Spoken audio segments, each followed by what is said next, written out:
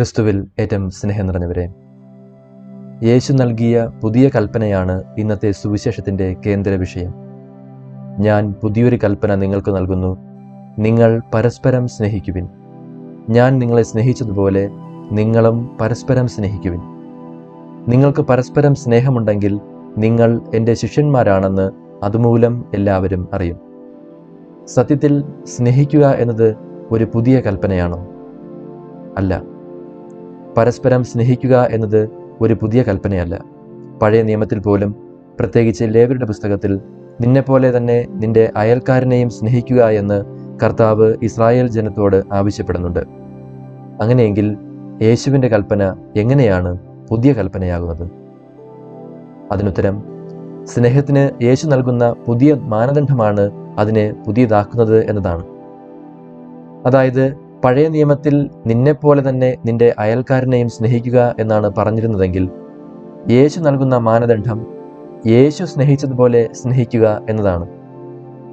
അതെ, നാം നമ്മെ തന്നെ സ്നേഹിക്കുന്നത് പോലെയല്ല, യേശു നമ്മെ സ്നേഹിച്ചതുപോലെയാണ് നാം നമ്മുടെ അയൽക്കാരെ സ്നേഹിക്കേണ്ടത്.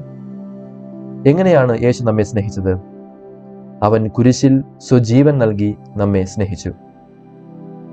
പലപ്പോഴും സ്നേഹത്തെ നമ്മൾ നമ്മുടെ സ്വന്തം നിബന്ധനകളിൽ നിർവചിക്കാൻ ശ്രമിക്കുന്നു എന്നതാണ് യാഥാർത്ഥ്യം. അങ്ങനെ ചെയ്യുമ്പോൾ നമ്മളോട് അടുപ്പമുള്ളവരെയും കുടുംബാംഗങ്ങളെയും സുഹൃത്തുക്കളെയും, അല്ലെങ്കിൽ നമ്മുടെ സ്നേഹത്തെ വിലമതിക്കുകയും അത് തിരിച്ചു നൽകുകയും ചെയ്യുന്നവരെ, അല്ലെങ്കിൽ സ്നേഹിക്കാൻ എളുപ്പമെന്ന് തോന്നുന്നവരെ മാത്രം നമ്മൾ സ്നേഹിക്കുന്നു. അതായത്, ദൈവം നമ്മുടെ ജീവിതത്തിലേക്ക് വച്ചു നീട്ടുന്ന വ്യക്തികളെ സ്നേഹിക്കുന്നതിന് പകരം നമ്മൾ സ്നേഹിക്കുന്ന ആളുകളെ നമ്മൾ തിരഞ്ഞെടുക്കാൻ ആഗ്രഹിക്കുന്നു. യേശുവിൻ്റെ സ്നേഹം അങ്ങനെയായിരുന്നില്ല. യേശു യൂദാസിനെയും പത്രോസിനെയും സ്നേഹിച്ചു. യൂദാസ് തന്നെ ഒറ്റിക്കൊടുക്കാൻ പോകുകയാണെന്ന് നന്നായി അറിയാമായിരുന്നിട്ടും അവൻ യൂദാസിന് അന്ത്യത്താഴത്തിൽ ഒരു പങ്ക് വച്ചു നീട്ടുകയും ചെയ്തു. പത്രോസ് തന്നെ നിഷേധിക്കാൻ പോകുകയാണെന്ന് അറിഞ്ഞിട്ടും യേശു പത്രോസിന് പ്രോത്സാഹനവും സൗഹൃദവും വാഗ്ദാനം ചെയ്തു. എങ്ങനെ സ്നേഹിക്കണം എന്നതിൻ്റെ മാതൃക നൽകാൻ ശിഷ്യന്മാരുടെ പാദങ്ങൾ യേശു താഴ്മയോടെ കഴുകി. അതുകൊണ്ട് പരസ്പരം ത്യാഗപൂർവം സ്നേഹിക്കാൻ, മറ്റൊരാൾക്ക് വേണ്ടി ജീവൻ ത്യജിക്കാൻ, മറ്റുള്ളവരുടെ മുമ്പിൽ സ്വയം ശൂന്യമാകാൻ യേശു നമ്മോട് ആവശ്യപ്പെടുകയാണ്. രണ്ടാമതായി, നിങ്ങൾക്ക് പരസ്പരം സ്നേഹമുണ്ടെങ്കിൽ നിങ്ങൾ എൻ്റെ ശിഷ്യന്മാരാണെന്ന് അതുമൂലം എല്ലാവരും അറിയും. മറ്റൊരാളോടുള്ള നമ്മുടെ സ്നേഹമാണ് അവൻ്റെ ശിഷ്യനാകാനുള്ള മാനദണ്ഡം എന്ന സുപ്രധാന കാര്യം ഇവിടെ പറഞ്ഞു വയ്ക്കുകയാണ്. നാം അവൻ്റെ ശിഷ്യന്മാരാണെന്ന് മറ്റുള്ളവർ അറിയുന്നത് നാം ചെയ്യുന്ന അത്ഭുതങ്ങളിലൂടെയാണെന്നല്ല യേശു പറയുന്നത്, മറിച്ച് നമ്മുടെ സ്നേഹം വഴിയാണ്. അത്ഭുതങ്ങൾ അനേകരെ ആകർഷിക്കുമെന്നത് തീർച്ചയാണ്. എന്നാൽ അത്ഭുതങ്ങൾക്ക് സ്ഥായീഭാവമില്ല. വാസ്തവത്തിൽ അത്ഭുതങ്ങളെക്കാൾ വളരെ ശക്തമായി സ്നേഹം ആരെയും ആകർഷിക്കുന്നു. കാരണം ഒരു അത്ഭുതം സംഭവിച്ചാലും അത് യഥാർത്ഥത്തിൽ സംഭവിച്ചോ ഇല്ലയോ എന്ന് നമുക്ക് സംശയം തോന്നാം. എന്നാൽ സ്നേഹിക്കപ്പെട്ടതിന്, പ്രത്യേകിച്ച് ത്യാഗപൂർവം നിസ്വാർത്ഥമായി സ്നേഹിക്കപ്പെട്ടതിന് വലിയ ശക്തിയുണ്ട്. ഒരപ്പനെയും അമ്മയെയും മക്കൾക്ക് മറക്കാൻ സാധിക്കാത്തത് ഈ ഒരു സ്നേഹം അനുഭവിച്ചത് കൊണ്ടാണ്. സുവിശേഷത്തിനു വേണ്ടി ജീവൻ ബലിയർപ്പിച്ച രക്തസാക്ഷികളിൽ ഒരാൾ ആർക്കു വേണ്ടിയാണോ മരിച്ചത്, അവരെ അദ്ദേഹം സ്നേഹിച്ചിരുന്നു എന്നത് ആർക്കും നിഷേധിക്കാനാവില്ല.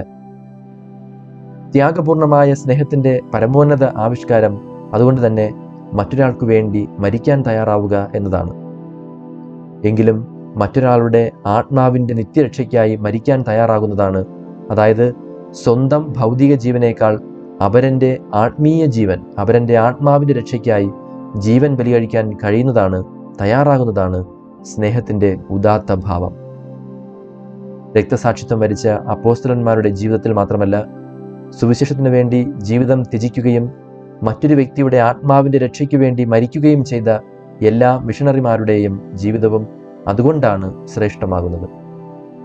അവരുടെ ജീവിതത്തിലും സാക്ഷ്യത്തിലും യഥാർത്ഥ ശിഷ്യത്വം യഥാർത്ഥത്തിൽ എങ്ങനെയായിരിക്കുമെന്ന് നമുക്ക് കാണാൻ സാധിക്കുന്നു. അതുകൊണ്ട് രക്ഷ പ്രസംഗിക്കുക, സുവിശേഷത്തിന് സാക്ഷിയാകുക എന്നത് ക്രിസ്തു നൽകുന്ന പുതിയ കൽപ്പനയിൽ ഉൾച്ചേർന്നിരിക്കുന്നതാണ് എന്ന് സാരം. ഇനി വീണ്ടും, നിങ്ങൾക്ക് പരസ്പരം സ്നേഹമുണ്ടെങ്കിൽ നിങ്ങൾ എൻ്റെ ശിഷ്യന്മാരാണെന്ന് അതുമൂലം എല്ലാവരും അറിയും. ഇവിടെ സ്നേഹിക്കുന്നതിലൂടെ നാം ഒരു ക്രിസ്ത്യാനിയോ വിശ്വാസിയോ ആകുമെന്ന് യേശു പറയുന്നില്ല, മറിച്ച് ഒരു ശിഷ്യനായിരിക്കും എന്നാണ്. പഴയ ഗുരുശിഷ്യ ബന്ധം അത്രയ്ക്ക് നമുക്കിന്ന് മനസ്സിലാക്കാൻ കഴിയില്ലെങ്കിലും അന്ന് ഒരു ശിഷ്യൻ ഗുരു പറയുന്നത് കേൾക്കണം, പഠിക്കണം, അവൻ ചെയ്യുന്നത് ചെയ്യണം, മാത്രമല്ല ആ ഗുരുവിനെ അനുകരിക്കുകയും അവൻ ജീവിച്ചതുപോലെ ജീവിക്കുകയും ചെയ്യണമായിരുന്നു. പലപ്പോഴും നമ്മൾ ശിഷ്യത്വത്തെക്കുറിച്ച് സംസാരിക്കുകയും അത് ഒരു വിശ്വാസിയായിരിക്കുക എന്നതിലേക്ക് ചുരുക്കുകയും ചെയ്യുന്നു എന്നതാണ് സത്യം. എന്നാൽ ഒരു ശിഷ്യനായിരിക്കുക എന്നത് കേവലം വിശ്വസിക്കുക എന്നതിനേക്കാൾ കൂടുതലാണ്. കാരണം ഞാൻ വിശ്വസിക്കുന്നു, എന്നാൽ അവൻ പറഞ്ഞതൊന്നും ചെയ്യാൻ കഴിയില്ല എന്ന് പറയുന്നതിൽ ഒരു മേന്മയുമില്ല. അവൻ ദൈവപുത്രനാണെന്ന് വിശ്വസിക്കുന്നു, എന്നാൽ അവനെ അനുസരിക്കാതിരിക്കുകയോ ഉപേക്ഷിക്കുകയോ ഒറ്റിക്കൊടുക്കുകയോ ചെയ്യാം. എന്നാൽ ഒരു യഥാർത്ഥ ശിഷ്യൻ അവനെ അനുകരിക്കുന്നു. വിശുദ്ധ ഗ്രന്ഥത്തിൽ പലയിടങ്ങളിൽ സത്യത്തെ തിരിച്ചറിയുന്ന അവിശുദ്ധ മാലാഖമാരെ, പിശാചുക്കളെ നാം കാണുന്നു. അവരുടെ ബുദ്ധി കൊണ്ട് അവർ സത്യം ഗ്രഹിക്കുന്നു, സത്യം അറിയുന്നു, യേശു ദൈവപുത്രനാണെന്ന് വിശ്വസിക്കുന്നു. എന്നാൽ അവർ മനസ്സുകൊണ്ട് അത് നിരസിക്കുന്നു.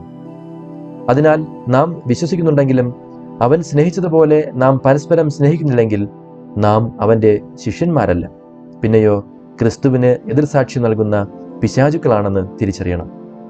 പ്രിയപ്പെട്ടവരെ, നമുക്ക് ഒന്ന് വിലയിരുത്താം. നമ്മൾ യേശുവിൻ്റെ യഥാർത്ഥ ശിഷ്യന്മാരാണോ?